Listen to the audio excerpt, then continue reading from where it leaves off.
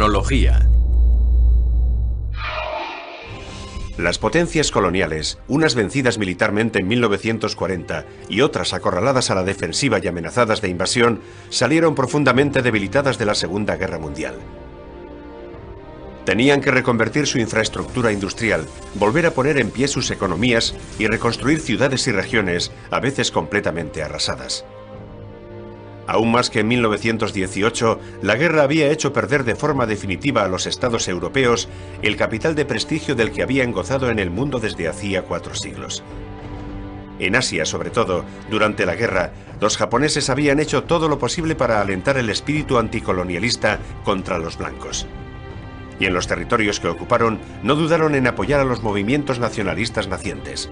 Los aliados habían asociado sus combates a una cruzada por la libertad frente a los estados fascistas invasores, intransigentes y sin escrúpulos.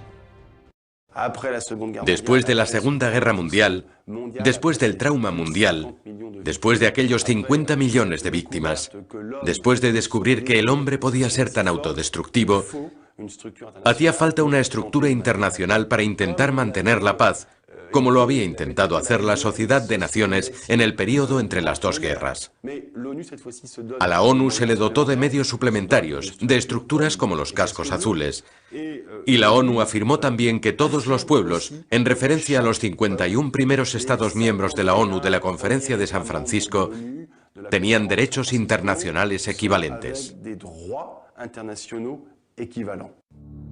La Carta del Atlántico, firmada el 14 de agosto de 1941, proclamaba solemnemente el derecho de todos los pueblos a elegir la forma de gobierno bajo la cual deseaban vivir. Ese principio cobró valor universal después de la firma de la Carta de Naciones Unidas el 26 de junio de 1945 en San Francisco. La descolonización tuvo rechazos. Durante los primeros tiempos no era aceptada. No se podía ejercer porque las potencias coloniales eran tan fuertes que ningún movimiento de protesta se podía organizar ni extender. Pero el sistema se fue fisurando de manera progresiva. Se fisuró fundamentalmente en las 2 guerras, del 14 al 18 y del 39 al 45. En ambas hubo una participación muy importante de las tropas del imperio, de las tropas coloniales. Los soldados coloniales que habían luchado por la madre patria, al acabar la guerra dijeron: tenemos que conseguir un estatus diferente, tenemos que conseguir derechos, pero no obtenemos derecho alguno. La Unión Soviética, después de la época de Lenin, se convirtió en una fuerza que apoyaba los movimientos de emancipación de los pueblos colonizados. A partir de 1947, sus dirigentes apoyaron de forma sistemática a los países de Iberoamérica, África y Asia en la tribuna de la ONU. Dicha actuación se vio apoyada con frecuencia por los partidos comunistas de los países europeos. Estados Unidos se oponía a la posesión de colonias. Para asegurarse el apoyo de los países colonizados durante la guerra, Roosevelt no dudó en hacerles promesas de emancipación. La actitud crítica respecto al asunto colonial, que también mantuvo su sucesor, Truman, se fue volviendo más ambigua a partir de 1948.